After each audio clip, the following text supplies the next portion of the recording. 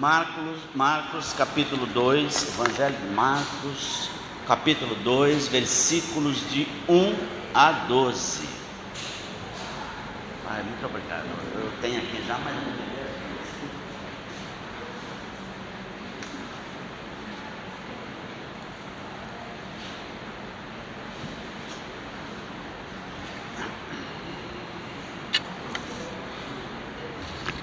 Essa cura é uma das primeiras, muito importante. Marcos capítulo 2, versículos de 1 a 12.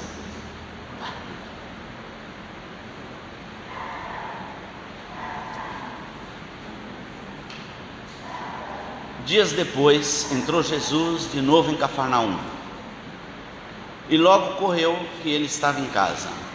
Muitos afluíram para ali, tantos que nem mesmo junto à porta eles achavam lugar. E anunciava-lhes a palavra. Alguns foram ter com ele, conduzindo um paralítico, levado por 4 homens, e não podendo aproximar-se dele por causa da multidão, descobriram o eirado no ponto correspondente ao em que ele estava, e fazendo uma abertura, baixaram o leito em que jazia o doente. Vendo-lhes a fé, Jesus disse ao paralítico: Filho, os teus pecados estão perdoados. Mas alguns dos escribas estavam assentados ali e arrazoavam em seu coração: por que fala ele deste modo? Isto é blasfêmia. Quem pode perdoar pecados senão um, que é Deus? E Jesus, percebendo logo por seu espírito que eles assim arrazoavam, disse-lhes: por que arrazoais sobre estas coisas em vosso coração? Qual é mais fácil? Dizer ao paralítico: estão perdoados os teus pecados, ou dizer: levanta-te, toma o teu leito e anda? Ora, para que saibais que o Filho do Homem tem sobre a terra autoridade para perdoar pecados, disse ao paralítico: eu te mando, levanta-te, toma o teu leito e vai para a tua casa. Então ele se levantou e no mesmo instante, tomando o leito, retirou-se à vista de todos, a ponto de se admirarem todos e darem glória a Deus, dizendo: jamais vimos coisa assim. A cura desse paralítico em Cafarnaum é uma das mais importantes realizadas por Jesus. Teve outras também, mas ela é uma das. Porque nesse milagre, nessa cura milagrosa, ele demonstra 2 coisas pelo menos. Primeiro, a sua compaixão com aqueles que sofrem. Ele cura o homem da sua enfermidade, porque é um sofrimento para uma pessoa. Nós tínhamos uma senhora na CPV, na Igreja de Santos, ela faleceu recentemente, que era tetraplégica. Aqui não dá para a gente saber exatamente a origem e nem exatamente qual é. Não sei se esse homem era tetraplégico, a gente não sabe muita coisa dele, não sabe o nome. A gente sabe que ele tinha 4 amigos que levaram ele lá para ser apresentado a Jesus, para ser curado. Mas a gente não sabe se era uma tetraplegia, se não tinha movimento nenhum nos membros, no braço, nas pernas, se era um paraplégico, se essa doença era de nascença, por alguma doença que é passado de nascença. A gente não sabe, é questão de... era uma doença que paralisava ele estava paralítico. E a gente não sabe, sabe-se que ele não podia andar, com certeza, porque levaram ele na cama, levaram ele numa maca. E aqui também Jesus demonstra não só essa compaixão por pessoas que sofrem, mas ele também demonstra que dá valor a atitudes de fé. Ele valoriza quem toma atitude de fé. Mas a importância dessa cura mesmo está na declaração que Jesus faz, quando ele revela a sua natureza divina. A cidade de Cafarnaum, ela se tornou o centro estratégico do ministério de Jesus. É nessa cidade que Jesus se estabelece, principalmente na região da Galileia, para dali divulgar a sua mensagem de salvação, a vinda do reino de Deus. A Galileia era uma região habitada, na maioria por gentios, a gente já falou isso aqui, na maioria por gentios. Estranho que Jesus tenha o Messias prometido a Israel, a Abraão, a Isaac, a Jacó e depois a tantos profetas, previsto pelos profetas. Ele vem justamente atuar na parte gentílica de Israel, na época em que ele veio, porque a Galileia era uma região onde antes era o reino de Israel. Quando Israel se divide, fica com 10 tribos. 10 tribos de Israel, são 12, 10 ficaram com um usurpador, que não era da descendência de Davi, Jeroboão, um general de Salomão, e ele passa a ser o rei dessas 10 tribos. A Galileia está no meio, nesse meio, ali onde ficam as tribos de Zebulon e Naftali, e somente 2 ficaram sob o comando de Roboão, filho de Salomão, filho de Davi, que é devido, essa é a dinastia que deveria reinar em Israel. No entanto, houve essa divisão, e quando a Assíria invade Israel, e agora nós estamos falando dessa tribo do norte, quando os assírios invadem, os assírios tinham uma característica, quando eles invadiam o povo, eles tiravam, por exemplo, se invadisse aqui, pegava o Joás com a sua família, você vai morar lá no Nordeste. Aí pegava a gente lá do Nordeste, vai morar aqui na casa que era do Joás. Então eles faziam uma mudança de famílias. Então Israel, a tribo de Israel, as 10 tribos praticamente se extinguiram. E eles geraram aquela raça misturada que os judeus tanto detestaram, quando se falava nos samaritanos. Samaria era a capital, e é por isso que havia essa discórdia. E aquele povo que habitou de 700 a.C. até a época de Jesus, foi sempre alguns descendentes de Jacó, misturado com outros de outras nações que os assírios dominaram e mandaram para lá. E essa é a confusão. Isaías é da época que ali ainda era o reino de Israel. Só que Isaías atuou em Judá, no reino de Judá. E ele faz uma profecia, que a gente já leu, que a gente sempre lê quando é o Natal, a gente sempre lê. E é interessante a gente ler, porque vai fazer mais sentido agora do que quando a gente lê no contexto do Natal.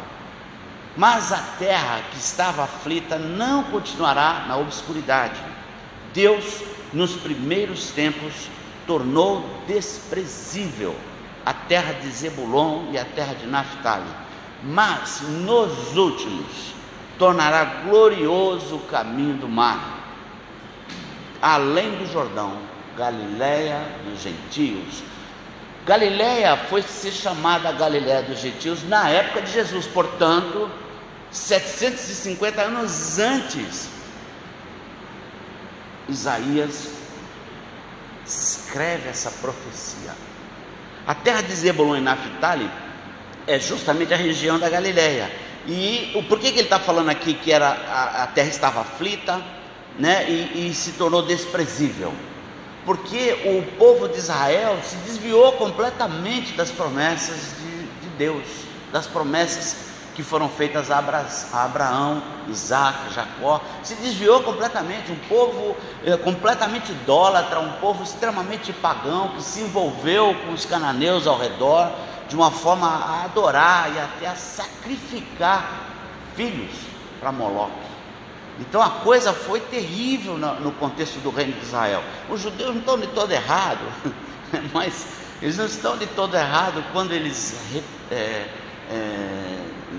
declaram a sua aversão aos israelitas, né, e aos samaritanos, mas é para esse povo que Deus veio.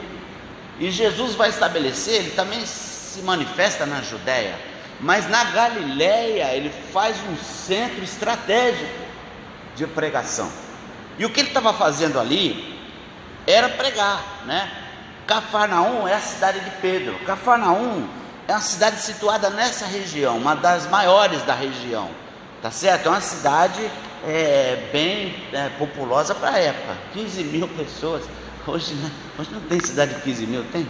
Acho que não tem, né? Tem que ver aí, talvez lá no Nordeste, aqueles afastadão.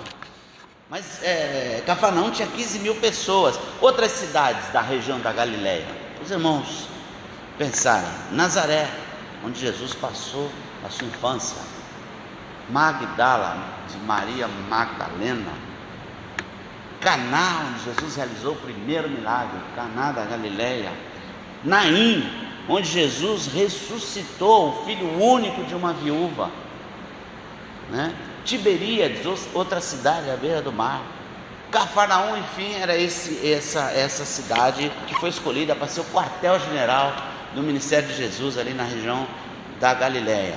Essa cidade foi usada para a pregação do Evangelho primeiramente, né? Depois Jesus também vai para a Judéia. A paisagem da cidade era o Mar da Galileia, era uma cidade de pescadores, de agricultores, né? O Mar da Galileia, com as montanhas ao fundo, o Monte Hermon, as montanhas ao fundo, um visual bem legal. Quando você puder dar uma olhada na internet, bem legal. Essa é a cidade de Cafarnaum, onde Jesus também curou a mulher enferma com fluxo de sangue, ressuscitou a filha de Jairo, de um importante mestre da lei da cidade, né? Então teve vários milagres que Jesus, além esses foram narrados com mais detalhes, mas foram tantos os milagres. Imediatamente antes desse que Jesus vai realizar aqui com o paralítico, né? Ele realiza tantos outros milagres, expulsão de demônios. Ele chega ao ponto, né, no versículo 44 e 45 aí, do capítulo 1, você vai ver ele falando para o leproso que ele curou. Ele vai falando: olha, não sai por aí falando esparrama não, vai só lá, não vai dizer nada a ninguém, vai só lá no sacerdote, declara que você está purificado, para ele te liberar das burocracias, né, tal. E é o seguinte, não fala para ninguém não, tá certo? Mas tendo ele saído, ele saiu divulgando que ele não conseguiu, né? Que imagina você conseguir uma cura milagrosa dessa, você não consegue ficar quieto, né? E aí ele saiu divulgando, ao ponto de não mais Jesus poder, não mais entrar publicamente em qualquer cidade. Você tem noção do que é isso? Aonde ele estava tinha uma multidão que não era possível ele entrar dentro de uma cidade. Em qualquer cidade ele permanecia fora, em lugares ermos, porque de toda parte vinham ter com ele, de toda a região, né? Eles falam inclusive Tiro e Sidom, de muito distante de Israel, vinha gente, porque Jesus curava todo mundo que chegava enfermo na sua presença. Não saía um sem a cura. Em algumas cidades, Jesus não realizou milagres, porque nessas cidades havia incredulidade. Milagres. Quanto ao sofrimento humano, Jesus não deixou um sem curar. Apareceu qual foi a doença que foi, ele saiu curando. E ele fazia isso que não dava nem para narrar. João fala isso. Não daria nem para narrar. Se a gente arrumasse todos os livros, não ia ser possível narrar tudo que Jesus fez, né? Então, a multidão era um grande destaque nesse texto, né? Essa grande multidão de pessoas que afluíam né, para o lugar onde Jesus se encontrava. Isso aqui era uma realidade. Onde Jesus andava era um volume de gente ao redor, porque ninguém queria perder. Imagina, ele vai curar um coxo, um paraplégico, um tetraplégico, um paralítico, na minha frente ele cura, e todo mundo queria ver, ninguém queria perder um negócio desse. Eu também não ia querer, nem você, né? Se soubesse algo acontecendo assim. Ele ficou conhecido mais por causa dos milagres que qualquer outra coisa, né? E ele dava vista aos cegos, ele purificava leprosos, levantava coxos, paralíticos, não tinha doença ruim, ele curava, e até aquelas que ninguém nem sabia, como foi o caso da mulher com fluxo de sangue. Ninguém nem sabia que ela estava enferma. Todos eram curados.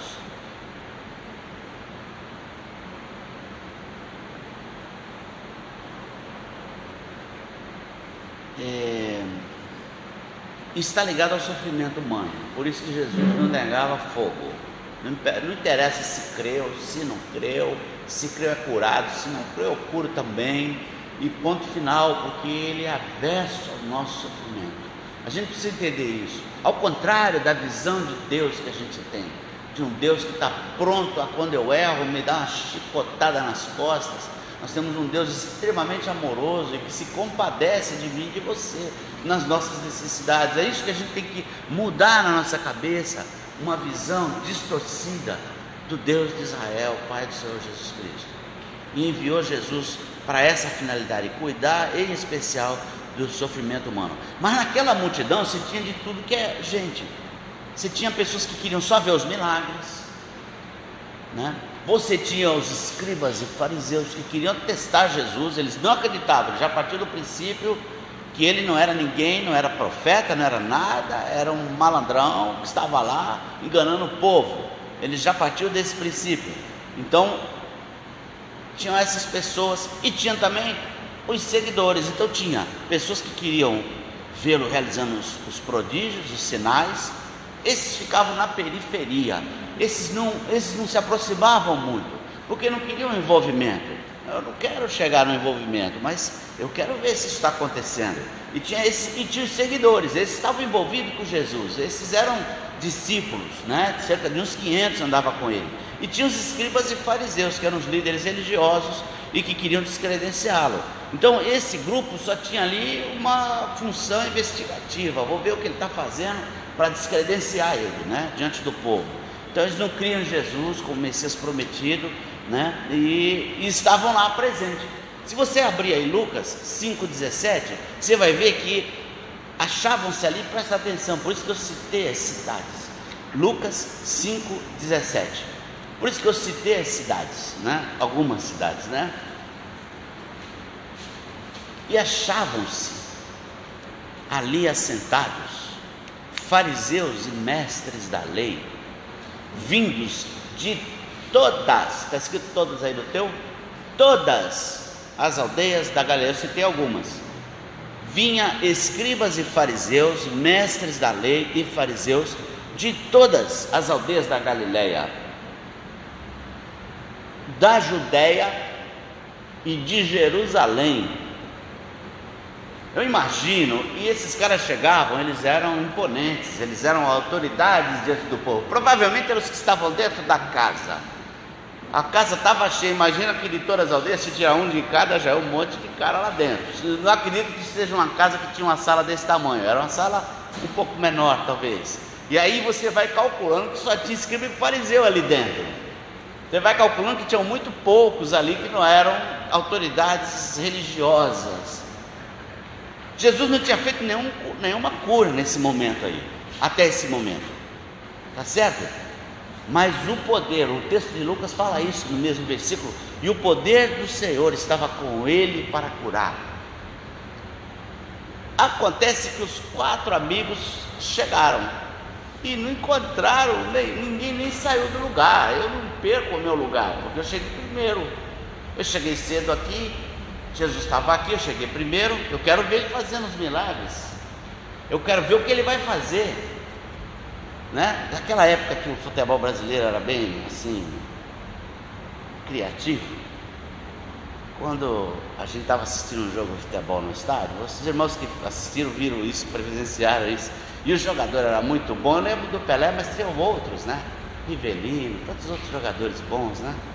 Quando o cara pegava a bola no meio de campo, toda a galera levantava. Ainda é assim hoje, quando tem algum bom jogador, né? Toda a galera está sentada. Quando caía a bola no pé do Pelé, no pé do Rivelino, no pé do Zico, a torcida toda ficava de pé. Eu quero ver o que esse cara vai fazer, porque fazia uns negócios doidos lá no campo com a bola. Não é assim? É mais ou menos assim com Jesus, porque ele era impressionante. Era muito mais do que isso com Jesus, né? Porque ele era impressionante. E aí, como você queria ver os milagres, eu não saio do meu lugar, eu não quero saber. E o paralítico lá fora, querendo uma cura. Mas ele não achou lugar, não achou forma de entrar com o paralítico dentro da casa. Porque tinha lá os fariseusão lá, tinha lá toda a turma que queria ver os milagres, e tinha também os seguidores de Jesus, né? Mas a história diz que 4 homens, né? Também não cita o nome deles, a gente não sabe quem são. Não sei se eles aparecem de novo lá na frente na escritura, e a gente não sabe o nome deles aqui, não cita. Eles levaram o paralítico e estavam determinados a colocá-lo diante de Jesus. Esses eram amigos do paralítico. Que amigos, hein, gente? Que sensacional. Só que eles não acharam como entrar, não se deixaram. Não tem problema, subiram, deram uma olhada e usaram a criatividade, entraram. Imagina, eles interromperam o pregador. Você não pode, né? Interromper o pregador, que negócio é esse? Você imagina Jesus, eu imagino Jesus falando, caindo uns farelos de palha, de tal, e abrindo o telhado da casa, e de repente descendo um leito na frente de Jesus. Eu fico imaginando isso. Os caras foram criativos, eles subiram no telhado, no eirado, e desceram o homem, né? Os fariseus, eles tinham dúvida, né, de Jesus, mas os 4 amigos, eles tinham certeza, porque para fazer isso, o cara tinha muita convicção. Eles devem ter visto Jesus atuando, porque Jesus não começou atuando ali, naquele dia ele não tinha feito nada, mas ele já tinha feito em outros dias, e eles viram, e o fato deles terem visto e terem ouvido falar dele, né, o seu ensino, a sua pregação e as curas, os milagres que ele realizava, né, provavelmente eles já tinham ouvido. Aí eles não tiveram dúvida em levar esse amigo que eles tanto tinham amor, né? Esse homem que eles tanto tinham amor, e estava lá paralítico na cama, na maca, né? E levaram, né? E não se enganaram, né? Mas o que levou esses homens a ter essa convicção, e eu quero que você preste atenção nisso, o que levou esses homens foi terem ouvido de Jesus. Foi alguém ter falado para eles. Aí eles foram lá e constataram a pregação, o ensino e os prodígios que Jesus realizava, e quem Jesus dizia que era. Em Romanos, Paulo diz assim: porque todo aquele que invocar o nome do Senhor será salvo. Romanos 10, 13 até o 17. Como invocarão em quem não creram?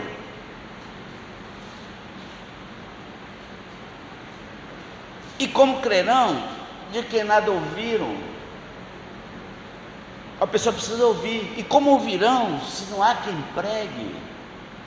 Esses homens ouviram e creram. Entende? O que eu quero dizer para os irmãos aqui é que se você não pregar o evangelho para o seu amigo, não existe possibilidade dele crer. Você entende isso? Uma das coisas que eu quis cantar esse cântico é porque eu lembro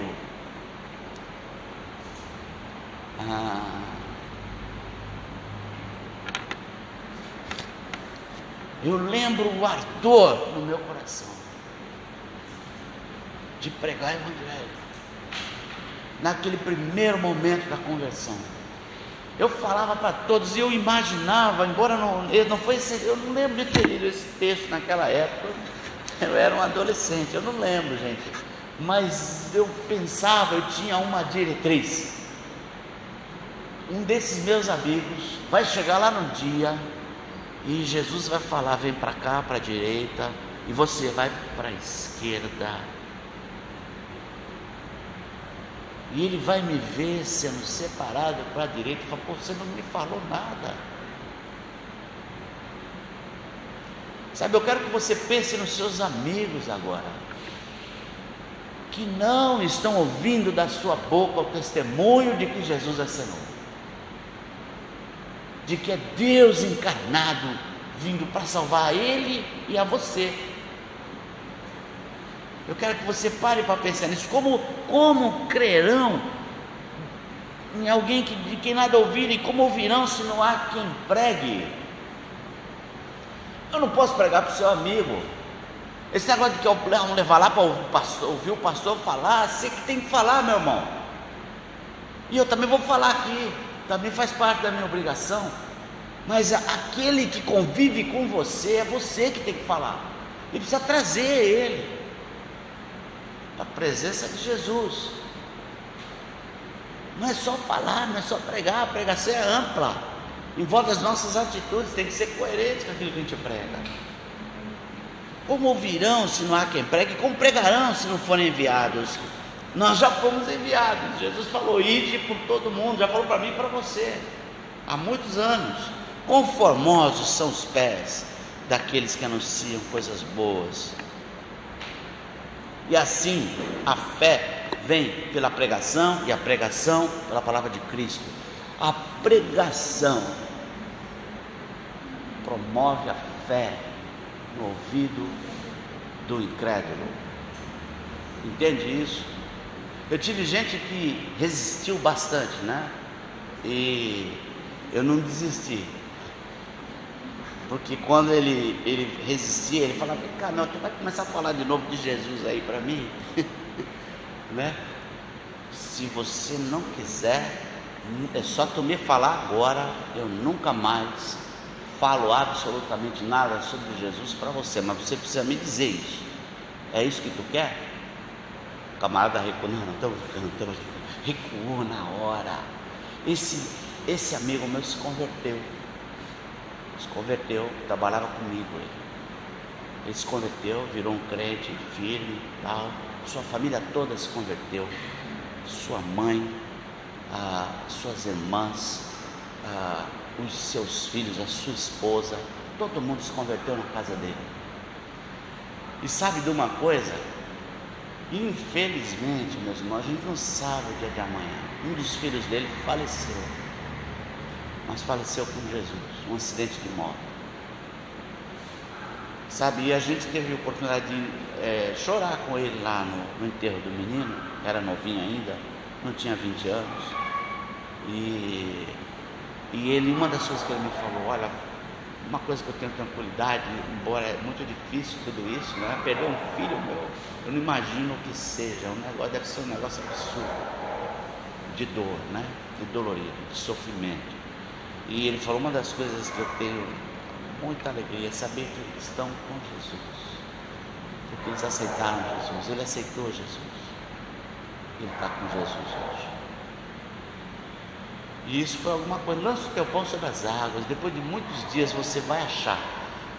Seja ousado e fale de Jesus, não deixe de fazer isso, não deixe de fazer isso, por mais que as pessoas resistam, satirizem ou falem qualquer coisa, porque vai fazer diferença na vida dela quando ela se converter. Esse fato de Jesus curar que bom, né? Que aqueles homens não desistiram, né? Que bom que você não desistiu de falar de Jesus para alguém que te resistiu, satirizou. Importante isso. Esse fato, esse milagre foi interessante, porque eles fazem todo aquele sacrifício. Deve ter sido a princípio frustrante, né?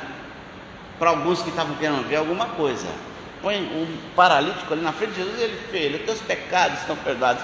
Os caras que estavam ali na periferia, aqueles que eu falei, que não queriam se envolver, deve ter olhado e falar: o cara está paralítico, cura o cara aí, meu, né?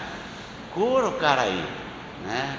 Mas para Jesus, ele ataca a causa, ele não ataca só a consequência. Certamente esse homem tinha algo que Jesus sabia, que eu não sei, que não foi narrado no texto.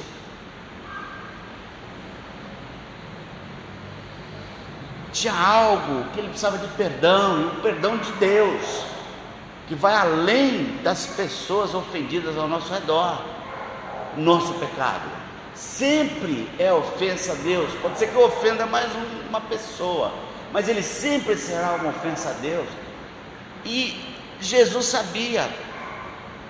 Rapidamente os fariseus: que isso é blasfêmia, só Deus pode perdoar pecados. Eles estavam certos, só Deus perdoa pecados, porque todos os pecados são contra Deus, todos os nossos pecados são contra Deus. A dignidade de Deus é ofendida quando nós pecamos.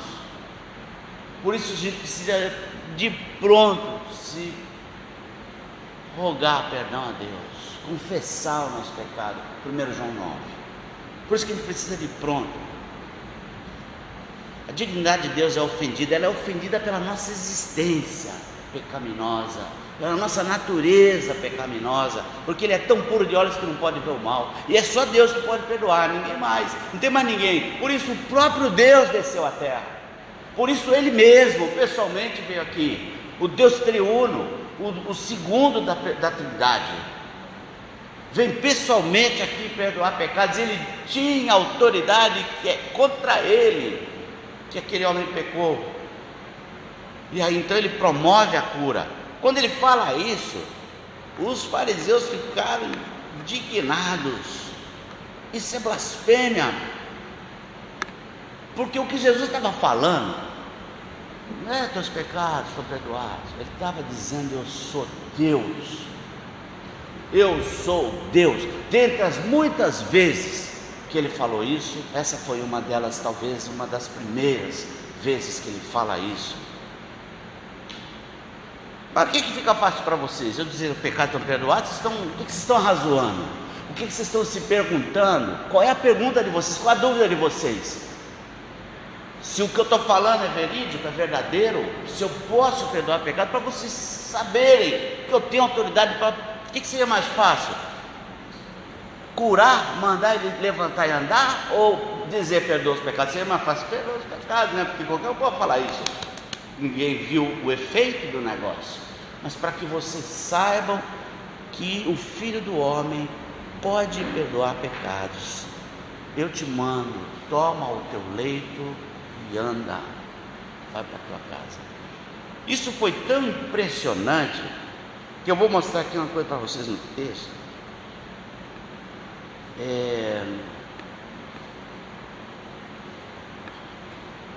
Isso foi tão impressionante que todo mundo que estava ali glorificou a Deus. Todo mundo, quando viram ele falar, o domínio que ele teve sobre a cura daquele homem, nem fariseu e nem mestre da lei deixou de dar um glória a Deus dentro daquela sala, porque aqui diz exatamente isso no texto, diz que todos.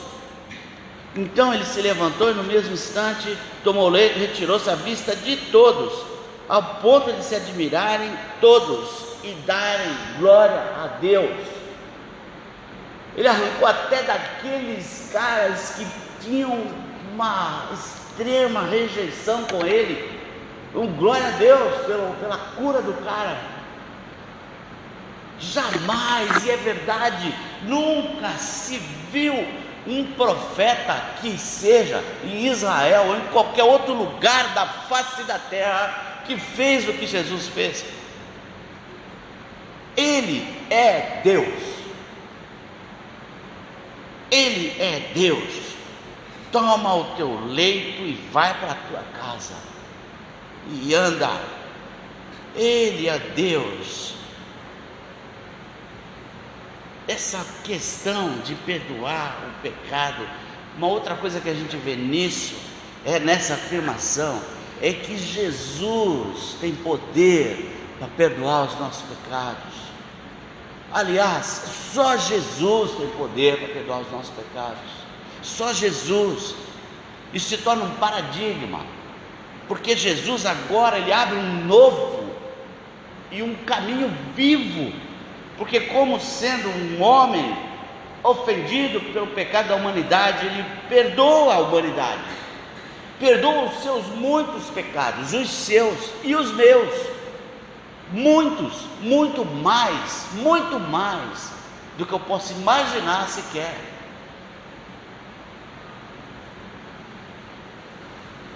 E às vezes a gente não perdoa o nosso irmão porque falou alguma coisa que me ofendeu.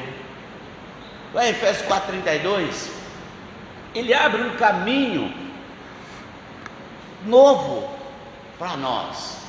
Perdoa o outro.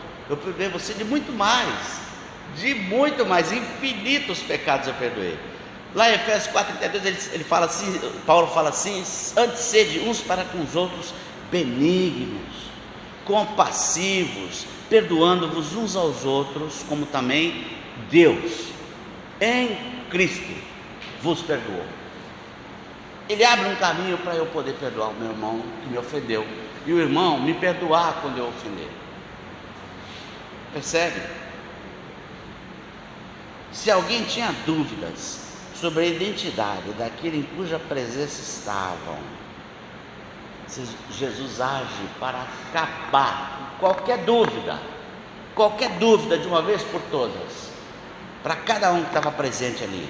Ele tem autoridade para perdoar pecados, porque é o Verbo que se fez carne, porque é Deus pessoalmente. Jamais vimos coisa assim, nenhum deles ficou calado, não foi possível. Glória a Deus, impressionante. O cara saiu andando com o leito na mão, o cara encrevado. Que bom, gente, que esse homem tinha amigos. Você tem amigos? Esses amigos, se ficarem entrevados numa cama, vão contar com você? Que bom que esses amigos não desistiram dos obstáculos. A casa estava lotada, mas o coração duro não deu passagem.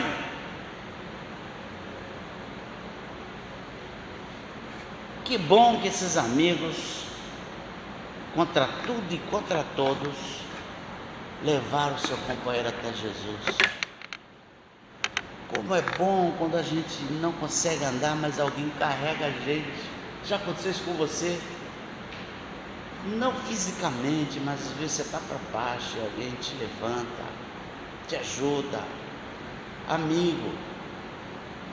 Aquele homem era paralítico, mas ele precisava ser perdoado.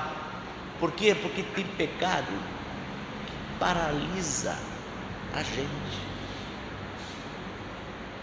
Tem pecado que nos trava, não consegue nem andar. Como é bom ter amigos, como é bom. Como que você é amigo? Você é amigo como aqueles que estavam na periferia da casa, não deixaram o paralítico entrar? Ou você era aqueles que estavam dentro da casa, impedindo que alguém também entrasse, não entrava e não deixava entrar? Você é daqueles amigos que uma pedra no caminho é o fim do caminho? Eu quero que você pense e que você busque ser como aqueles amigos que demonstraram fé em Jesus. Que você leva o seu amigo para Jesus, que demonstraram que creem de fato em Jesus ao ponto de levar os seus melhores amigos. Talvez aquele melhor amigo seu não queira ir. Eu tenho amigos que nunca se converteram, até hoje são amigos meus. Não vou deixar de ser amigo deles. Não pode ser que amanhã se convertam.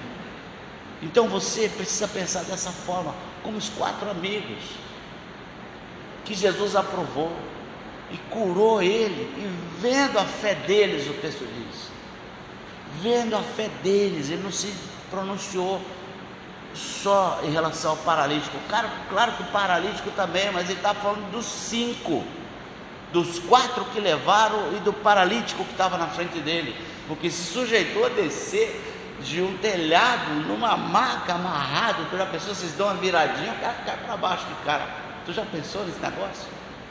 O cara correu esse risco porque ele cria em Jesus, e os outros também correram o risco porque criam em Jesus, e nós vamos correr risco porque nós cremos em Jesus. Correndo o risco, Paulo foi degolado, Pedro, segundo a tradição, crucificado de cabeça para baixo. Eu vou correr risco, e daí? Mas eu preciso falar de Jesus, abrir a minha boca para falar de Jesus, todo tempo, toda oportunidade, e quando não tiver oportunidade também.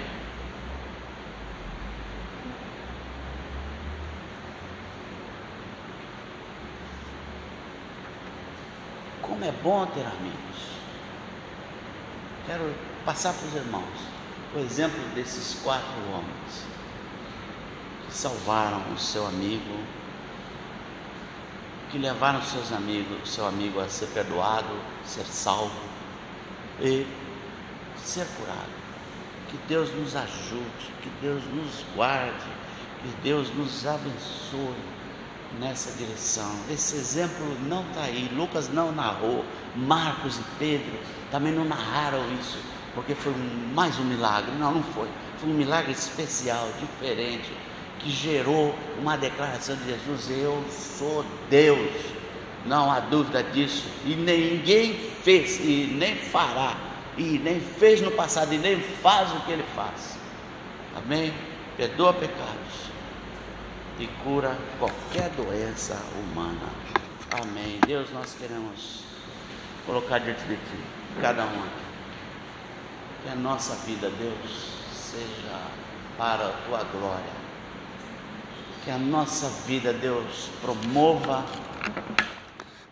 uma festa no céu, promova festas no céu, que a nossa vida, Deus, promova festas e gratidão e glórias ao Senhor Deus, quando levamos alguém a Jesus. Ninguém se cala diante da verdade declarada por Jesus e também da obra de Cristo na vida humana. Que a gente possa ser instrumento. Se a pessoa não se converteu, mas ela vai glorificar o Teu nome através das coisas que ela vai ver, da obra que ela vê Jesus fazendo. Tem misericórdia da nossa vida, Deus. É para isso que a gente está aqui, é para glorificar o Teu nome. Não há dúvida, não tenho dúvida. Teu nome que está acima de todo nome. Nos ajuda, Deus, no nome de Jesus. Amém. Vou cantar um último cântico. Vamos ver se eu consigo, acho que um pouco mais calmo, cada corrida.